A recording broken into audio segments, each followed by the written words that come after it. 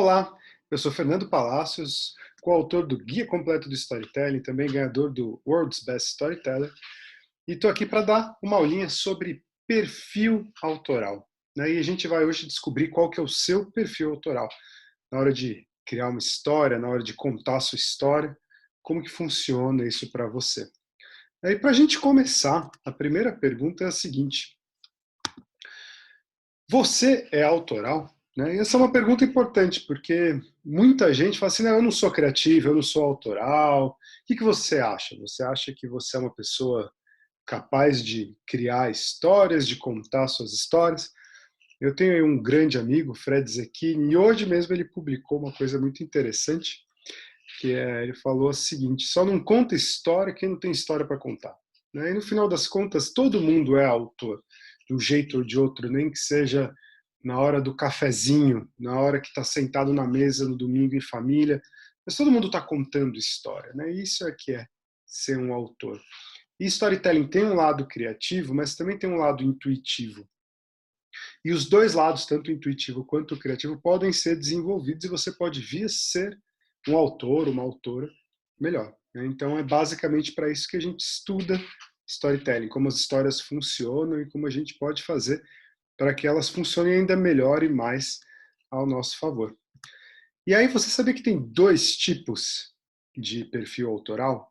Basicamente, o mundo dos autores, o mundo das pessoas, se divide em dois tipos de autor. E isso é muito interessante, assim, eu dou aula já há mais de 10 anos, e nesse tempo todo eu sempre perguntei para as pessoas nos cursos de storytelling, sempre fiz várias enquetes, e divide bastante, assim, 60-40, às vezes meio a meio, esses dois tipos de autor.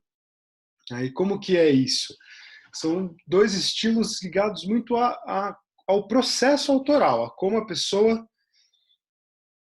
cria e conta suas histórias, E uma coisa já tem as pessoas que preferem as histórias reais, tem gente que prefere ficção, mas não é disso que eu estou falando. Eu estou falando do processo, independente se a história é real ou ficção, porque as duas têm um processo muito parecido, assim, ou você vai criar ou você vai pesquisar uma história, e a partir daí você vai contar.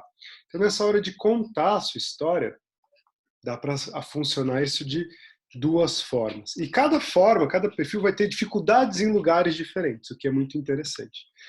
Então vamos lá, os dois tipos são o seguinte: é o arquiteto e o engenheiro, e o arquiteto e o jardineiro. O arquiteto é aquele que vai planejar tudo, ou o engenheiro, aquela pessoa que vai pegar e vai estruturar, e ela não quer contar a história sem ter uma visão muito clara de onde essa história vai terminar. E uma boa parte dos autores é assim, quase metade, basicamente metade, tem esse perfil, gosta de saber onde a história vai acabar. Então vai pegar, planejar, fazer ali, montar toda a sua estrutura.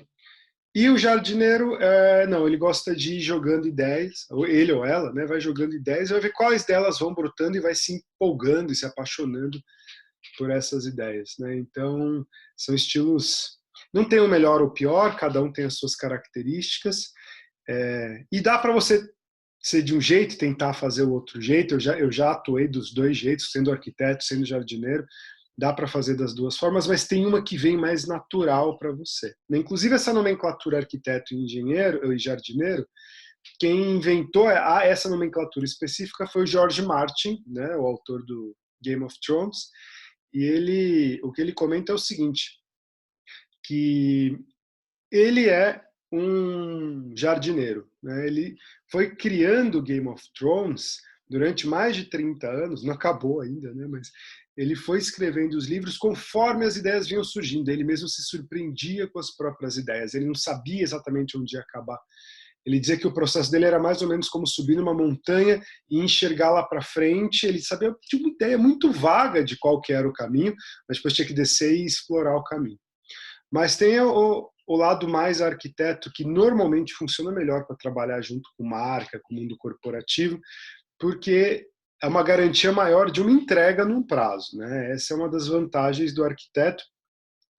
O arquiteto tem uma facilidade muito maior de terminar a história, enquanto que o jardineiro tem uma facilidade muito maior de começar a história. Então, Essa é a primeira grande diferença. O jardineiro ele vai testando e vai tendo ideias e vai jogando as ideias, vai vendo o que acontece, o que pega, o que funciona.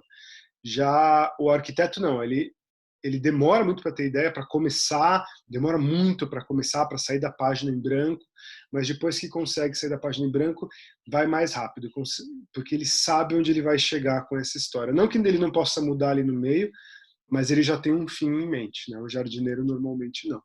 E tem dois exemplos que deixam isso muito claro, assim, eu gosto desses exemplos pelo seguinte. O Star Wars é um ótimo exemplo de arquiteto, né? O George Lucas, ele escreveu o roteiro dos 9 primeiros filmes do Star Wars. Né? E ele escreveu todos esses, então ele criou não uma trilogia, ele criou 3 trilogias, ele já criou uma grande saga, toda bonitinha, e ele é muito metódico, então ele quebra cada roteiro, ele quebra em várias partes, em 40 partes, ele tem toda uma metodologia dele de como fazer isso, então assim, é um negócio super calculado, super certinho, um ponto leva ao outro, tem tudo muito mapeado, muito direitinho. E um outro exemplo de jardineiro, né, eu falei do George Martin, um outro exemplo é o Douglas Adams, do Guia do Mochileiro das Galáxias. Ele fala que ele foi o único autor no mundo que escreveu uma trilogia de 5 livros. Que inicialmente ele escreveu, era um programa para rádio, que de repente virou uma ideia para um livro, aí de repente virou uma trilogia, e quando ele foi ver, ele já estava escrevendo 5 livros. Né? A coisa foi crescendo, ele falou que quando as pessoas lendo o livro dele se surpreenderem em lugares que ele também se surpreendeu quando ele estava escrevendo. Um outro exemplo de arquiteto é o pessoal que escreveu Breaking Bad. Normalmente, sala de autores trabalha muito como arquiteto. Então, se você for pegar, e tem alguns vídeos legais na internet que mostram o processo criativo, eles pegam, dividem cada episódio em 4 atos, cada ato tem lá seus momentos, as estruturas. Então, esses são os 2 perfis básicos, né? Os 2 perfis que existem em termos autorais. No jargão de storyteller, o que a gente chama são os plotters e os pantsers. O plotter é aquele que vai fazer o plot, que vai organizar o enredo, que vai arrumar a história. O pantser é aquele que vem de pants, né, de calça, que vai sentar na própria calça e vai escrever. E aí é aquela cena do escritor que pega uma folha de papel, né, a massa não funcionou, joga fora, está lá escrevendo na máquina, pega a massa e aí vai enchendo o lixo de papel. Então esse é o jeito dele jogar papel fora. Enquanto isso, o plotter vai fazer todo um planejamento que não vai aparecer, que depois ele vai pegar e vai jogar fora também. Então, tudo é uma questão de como você vai jogar papel fora. Porque o storytelling tem muito a ver com isso. Você não vai acertar na primeira versão. Saiba disso. Você vai olhar e falar, putz, eu acho que a história não ficou muito boa. E não ficou mesmo. Normalmente, a primeira versão é muito ruim. Quando a gente pega o primeiro roteiro do Star Wars, é terrível, assim, é muito ruim. E vai ficando melhor a cada edição, a cada releitura. Inclusive, essa é uma definição muito interessante assim de o que separa o amador do profissional. Tem vários critérios e um deles é uma definição do Da Vinci. Né? O Da Vinci dizia que o amador é aquele que vai e faz a parte que ele gosta, que é ir lá e pintar. O profissional é o que volta para fazer a parte chata e pintar as sombras, que é o que dá os detalhes, que é o que faz a diferença no final. Então, normalmente, seja plotter, seja painter, o profissional, o autor profissional é aquele que vai ficar em cima e até a história, o texto, o enredo ficar muito bom. Né? O Hemingway também tinha uma frase legal para isso, que você escreve bêbado e depois edita sóbrio. Né? Então é mais ou menos essa ideia. Logo de cara você vai pegar e vai colocar no papel, se for jardineiro vai deixar crescer, ou se for o plotter, né? Se for o arquiteto vai construir, estruturar, essa é a parte divertida, e depois vem a parte da papelada, vem a parte chata, que é pegar efetivamente e deixar a história redonda. Né? E é uma segunda leitura. Ninguém vai ler a sua história tanto quanto você. Né? Essa é uma coisa que todo autor sabe. Você vai ser o seu maior leitor se você quiser ser um bom autor. E aí tem o Charles Bukowski, que é basicamente o Nelson Rodrigues americano, e ele tem uma frase muito legal, que é: não seja como tantos escritores, não seja como tantos milhares de pessoas que se consideram as escritoras, não seja lento, entediante e pretensioso, não se consuma com amor próprio. As livrarias do mundo têm bocejado até dormir sobre o seu tipo. Não faça parte disso, não faça. Então o que ele está dizendo? Putz, uma das coisas muito chatas é quem só escreve para si próprio, né? O autor que não considera a própria audiência, não considera quem está lendo, quem está do outro lado. E como é que a gente faz para sair disso? A gente tem que entender como funciona o storytelling e usar isso a favor. E a primeira coisa para entender o storytelling é que o storytelling é feito de duas frentes. É o story do storytelling e o telling do storytelling. É o que a gente chama de história e narrativa em português. A história é o papel em branco com todas as milhões de possibilidades.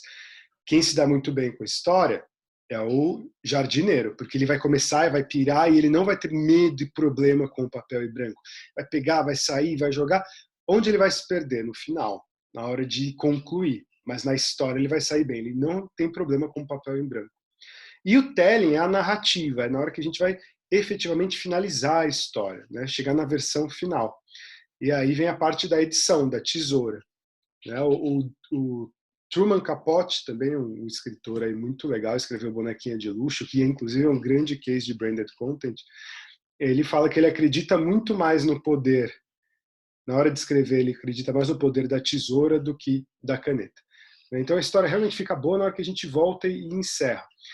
O plotter, né, que é o arquiteto, aí ele está muito bem nessa etapa.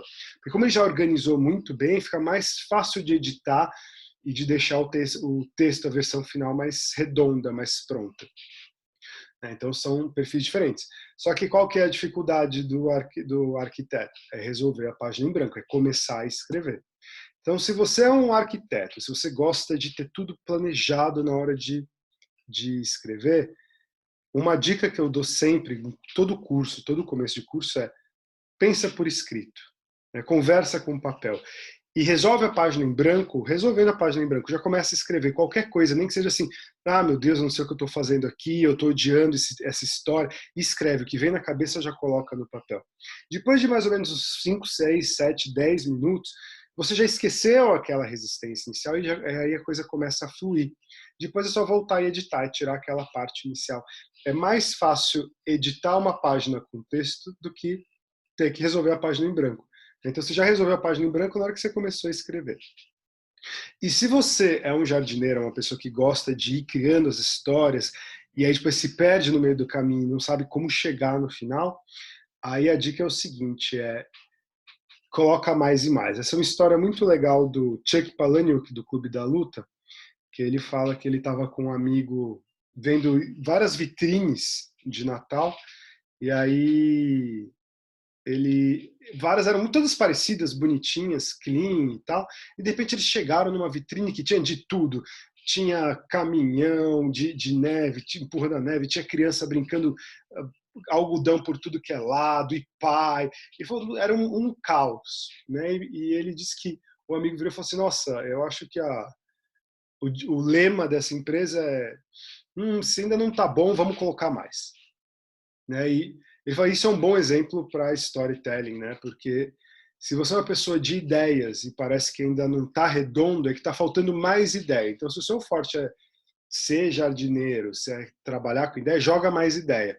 Porque vai ter uma hora que vai ter uma ideia que vai crescer mais do que as outras. E ela automaticamente vai te levar por esse enredo. Então, o momento da história, de criar a história, desenvolver o enredo, os personagens, os objetos, como as coisas se conversam ali, e o momento do telling é de desenrolar a trama, né? Como vai organizar isso num começo, meio e fim, que seja coerente, que tenha significado, que prenda atenção desde o começo até o final, que cause emoção. Né? Então, o story é o colocar cada vez mais e mais e mais, e o telling é editar no final e ficar só o que é essencial, para não sobrar nem faltar. É a medida exata. E uma técnica muito boa para chegar nisso é a da Molly Jong-Fast, que ela é uma autora, editora de várias coisas, e ela fala aqui o seguinte, eu escrevo um livro e jogo fora, para depois escrever um livro baseado naquele livro que eu joguei fora. Basicamente, o que ela está dizendo com isso? É como se ela fosse primeiro escrevesse o livro de um assalto ao banco, o assalto perfeito. Aí depois ela joga fora esse livro do assalto perfeito e escreve o livro do detetive tentando desvendar o assalto perfeito. Por quê? Porque a primeira versão é a versão do story, a versão de você contando a história para você mesmo, para você mesma. Você está se contando a história. Depois vem a versão do telling, que é você vai preparar essa história para ser contada para alguém. E aí você vai mudar as coisas de lugar, você vai brincar com pistas, você vai esconder informações estratégicas. Aí é um outro momento. E são, inclusive, momentos que têm técnicas totalmente diferentes. Para criar a história tem uma série de ferramentas, e para editar e organizar a história tem outra série de ferramentas. Então é isso, né? Espero que você tenha gostado dessa aula. E aí depois conta aí para mim qual que é o seu perfil autoral, escreve aí nos comentários e a gente vai conversando. E se você gostou e acha que pode ajudar alguém, compartilha para essa pessoa também, se inscreve aqui no canal e a gente vai seguindo, porque todo dia vai ter aulas novas e com vários insights poderosos como esse. Tchau, tchau.